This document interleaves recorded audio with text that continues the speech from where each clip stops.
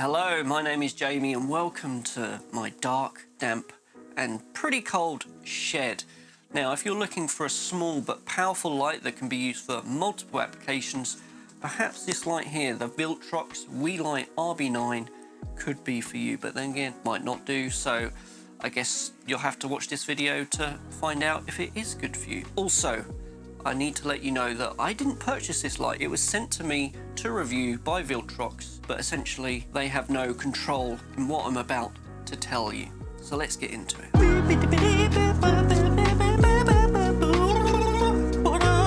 A quick rundown of this light then. It has 1150 lumen output from 138 LEDs in this thing. It's a built-in 3000 milliamp battery, chargeable via USB-C.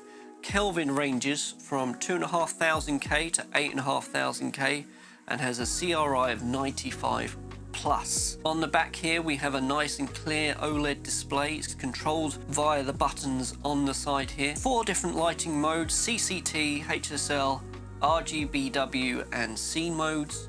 And the scene mode has 29 different scenes, and all of this is controllable via the phone app, and this comes in just under £90 at £89. So let's look at build quality. Now, this is very nicely made, all metal construction, well put together, has that nice weight in the hand, comes with 1/4 inch mounting points on the bottom, on the side there, USB-C port on the bottom there as well, on-off switch on the top, and the 4 buttons on the side. The buttons here, they're also metal, which helps add to that nice quality. They're easy to locate and they have a nice kind of click to them, so you know you've definitely pushed them and that they're doing their job. And we have a mode button, set button, plus and minus button on the side, and they're just very intuitive to use. Now, on the side here we have an on-off button, and it's a slidey number that's flush or just very slightly protruding the case, but that makes it slightly hard to just turn on, a bit fiddly. And on the flip side though, it's a bit hard to turn off as well. Boot up time isn't instant, but pretty quick, taking less than a second.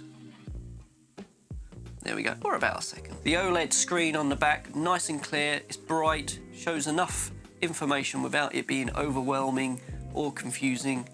Shows the battery level no matter what mode you're in, which makes for an easy and fast way to see how much charge you have left. Now, as I've mentioned, we've got a 3000 milliamp battery built into this thing, which is super useful. You can also charge it while you're using it, which means if you've forgotten to charge it, it's just super handy because you can still use it. And using it at 100% power, you'll get 2 hours use out of it. And perhaps that doesn't sound too long, but in the real world, and for myself using it, and mostly I've been using it on Zoom or video conferencing, and I've had it with the diffuser on, which we're going to talk about, at 1%, and it's lasted many, many hours. So accessories. The light comes with a few accessories. The main one I found useful is this silicone diffuser here. It's easy to just pop on, doesn't get in the way of the buttons too much, and I say doesn't get in the way too much, but the on-off button here, because it's already a bit fiddly, and now you have to really kind of dig into it, you really get your finger in there to turn it on and off. It's that little bit more fiddly, but I mean, in the grand scheme of things, it's just something you get used to and crack on with your life with. So also in the box we get a tripod, a mobile phone holder, we have a cold shoe adapter, so these can all be joined together and you can use it as a ready-to-go vlogging setup with a light on top, which is super handy. We also get a USB-A to USB-C cable that I've not needed to use yet, got plenty of them.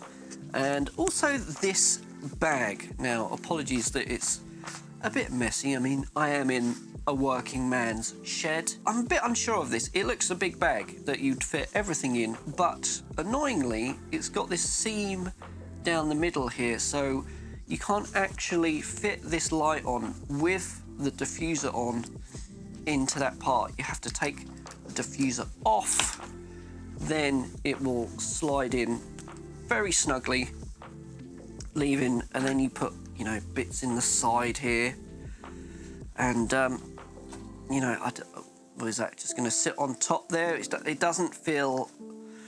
And then where's this bit going? The diffuser. You know, it's annoying, I'll be honest. Anyway, it's a bit of a moot point anyway, as I'd assume most people wouldn't bother with the bag anyway. It's not that necessary. The functionality of this light, we've got 4 different modes that we've mentioned, and to cycle between the modes you click on the M button on the side, and then you can move between the options within the mode using the set button, and then you can cycle through those settings with the plus and minus buttons. Pretty easy to pick up and intuitive to use. In the case of the app, this is where it gets interesting. It's a case of clicking on the appropriate mode that we want and then adjusting the sliders available. CCT, our first mode then, correlated color temperature. In other words, we're going to control the white balance. In this mode, we can choose our power output from 0 to 100%. We can also change our Kelvin color temperature, 2500 to 8500 Kelvin, which I must say is a very impressive range when it comes to color temperature, as most lights will cover far less than that. Using the app, we have certain presets that we can use, or we can use the sliders to adjust the power and color temperature to what we want. Now, I would say it's easier to fine-tune using the physical buttons here on the light, but it's much faster to use the app to get the rough setting that you want. Our next mode, HSL. This is where we can get a bit fancy now, or should I say HSI. It's a bit confusing here because the website and the material refer to this mode as HSI, but on the screen here it shows HSL, so I'm just going to refer to it as HSL. This mode I found a bit confusing as well because of the settings and how they're laid out. You would think it would be hue, saturation, luminance in that order, but actually it's luminance, hue, saturation. So you just need to get that into your head and adjust to that.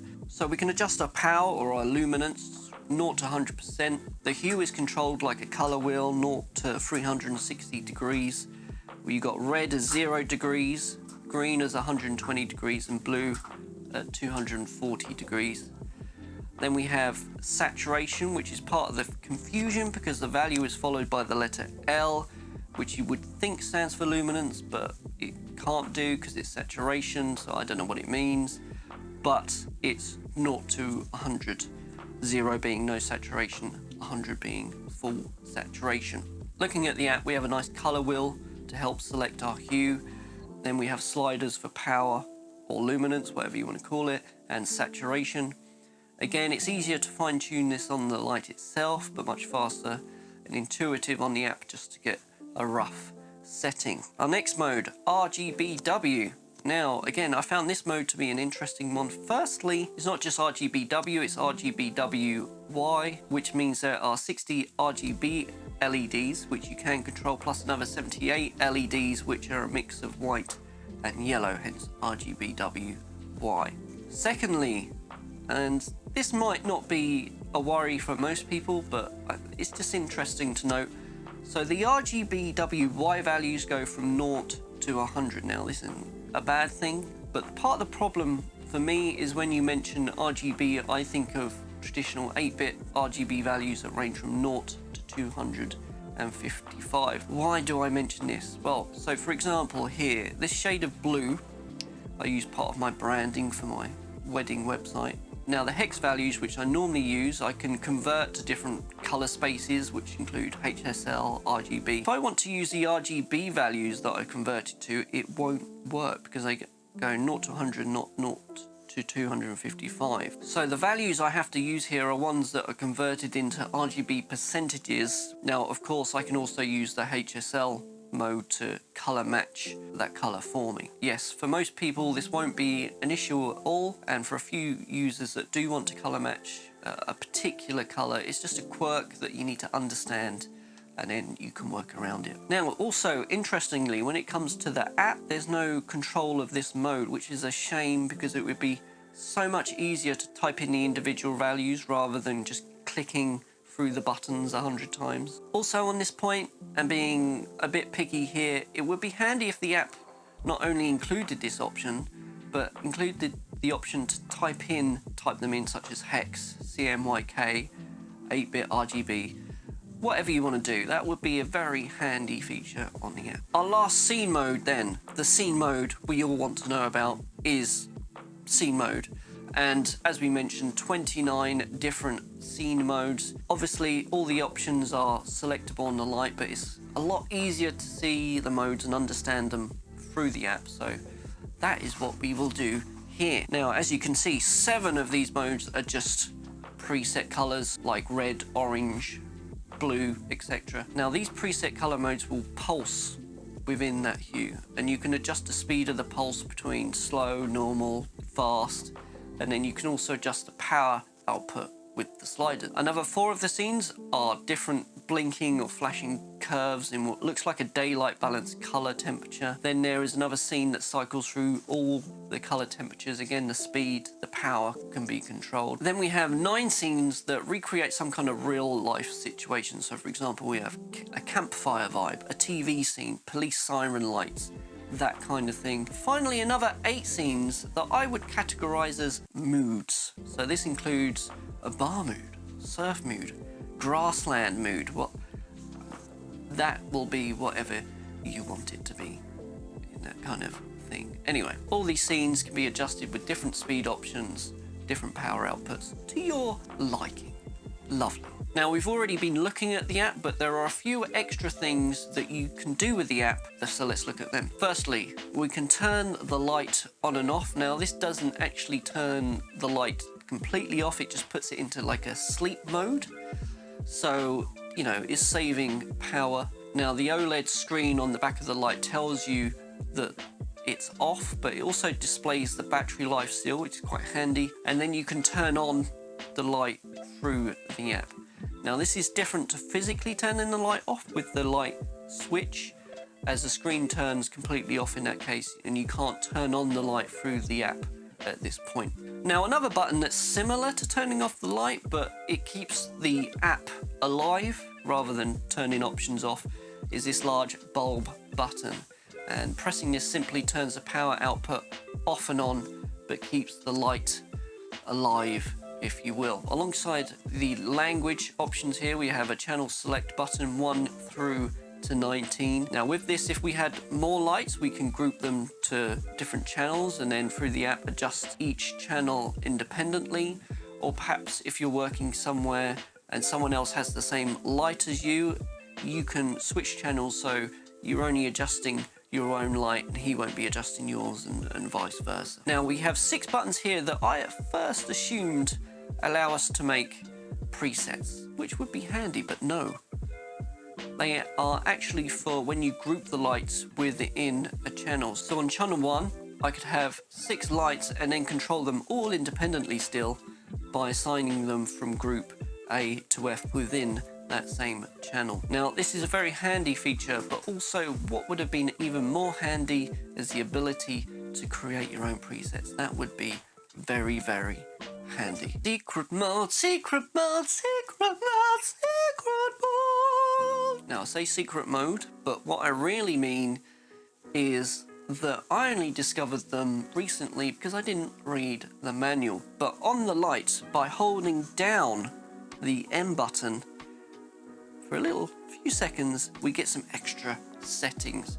So here we can choose the channel and the group. We can cycle between them.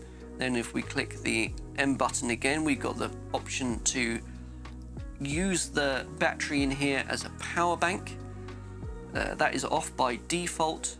We've got update options, so we can connect it to the computer and do a firmware update, which is quite handy, and an overheating option, which is off by default. The battery bank charging feature isn't something I'd be that bothered about with this device, as it's just too slow charging something. It's more of a very handy feature when you literally have no power on your phone and there's no other way to charge it. At least you can plug it into this with a USB-C cable. The update feature, that's also a useful inclusion. At the time of making this video, there was no updates available for it, but it's kind of worth mentioning regarding this that the website isn't the Viltrox one. It's a separate website for the WEEYLIT series of lights, which is built for, I would assume, a Chinese market, business to business type thing. Even though the website is available in English, finding the update is what I wouldn't call an easy experience. Lastly, this overheating function,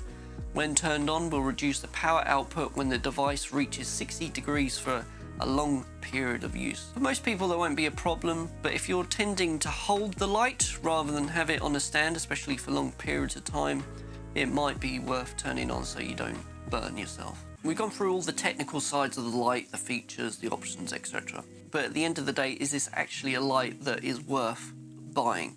Well, to help you make that decision, I thought I'd compare it to some other LED light panel options, not just in size but in cost, to see where the WeeYLIT RB9 fits in, what value it brings, and is this actually the right option for what you need. So the lights I'm going to compare the WeeYLIT RB9 to are the Viltrox L116T, which is a little LED panel I bought about 5 or 6 years ago, around £30 off Amazon. It covers 3300 Kelvin to 5600 Kelvin, 116 LEDs, just under 1000 lumens.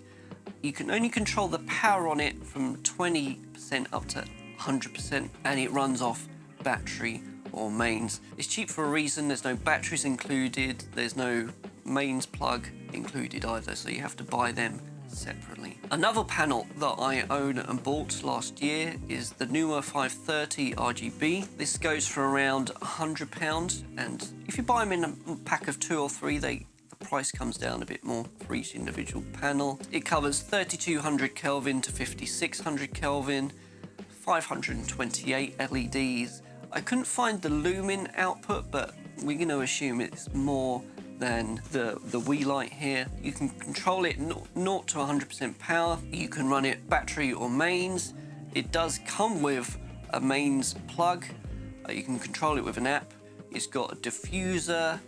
It's got a barn door on it. We've got different modes, CCT, HSL. We've got scene modes built in. Well fledged out light panel, that one. Let's start by comparing these panels by looking at power output. Nothing scientific about this test. I just shine the lights out into a field at night and we're going to see what happens. Now we can see that even though the Viltrox has a bit of a head start, as its lowest setting is at 20%, it's not much brighter than the WeeYLIT, which is at 1%, and nowhere as bright as the newer at 1%. At 50%, the WeeYLIT and the Viltrox look pretty similar, with the newer still a bit brighter, and at 100%, the WeeYLIT looks a touch brighter than the Viltrox, but then the newer is obviously the brightest here of the 3 lights. Here we have a vlogging and camera on a tripod, light on a tripod kind of setting, and here I've set the WeeYLIT RB9 and the Viltrox 116T on the hot shoe of the camera, whilst the larger newer I set up on a tripod just behind the camera. For a talking to the camera kind of setup that I have here, all 3 lights do a great job. For a more run and gun type situation of vlogging, both the WeeYLIT and the Viltrox are going to be able to sit on the camera without being too big or too heavy, so they would be a better fit for that kind of thing. The larger newer panel is obviously not something that would work in that situation. Now the WeeYLIT does look better with the diffuser on. It helps control the harshness of the light, and my face doesn't have that kind of shiny look to it compared with the diffuser not on. When it comes to versatility, the WeeYLIT and the newer kind of crush the Viltrox 116T. The Viltrox can't do anything other than just a plain CCT mode controlling the white balance. On the other hand, the WeeYLIT and the newer both have various different modes, built-in scenes, the ability to specify any color, and the handy use of an app. Where the WeeYLIT and the newer differ though is in their size and possible use cases. For example, the WeeYLIT can be hidden behind an object, can be used as an ambient light in that way. The newer though is too big to hide, it's more cumbersome to manage. Plus also with the Weeylite being smaller, it also means that you can keep it in your pocket. You can pull it out as and when you need it, which you wouldn't be able to do with the newer. So being smaller in size definitely makes the Weeylite more versatile in the fact that it's just ready to go at any time. In fact, it's actually smaller than the Viltrox, and they weigh about the same amount, around 260 grams. I'm sure you can see from the comparisons made that the Weeylite RB9 is a pretty great value product. It's the range of functionality of that larger, newer panel, but also the small size like that Viltrox panel. Price-wise, it's only a bit cheaper than the larger, newer panel, about £10–15, but it is 2 to 3 times as much as a Viltrox. Sure, if you don't have a lot of money to spend, perhaps you've already got some Sony NPF batteries or a mains charger, then the Viltrox would perhaps be a better bet. If you don't have any of these things though, by the time you add on batteries, a charger with it, or a mains cable, you're not going to be far off from the Weeylite in terms of price. On the other hand, if you have the money, want something more versatile, deciding between the newer or the Weeylite comes down to your needs really at the end of the day. If you need the power output, then the newer is going to be better.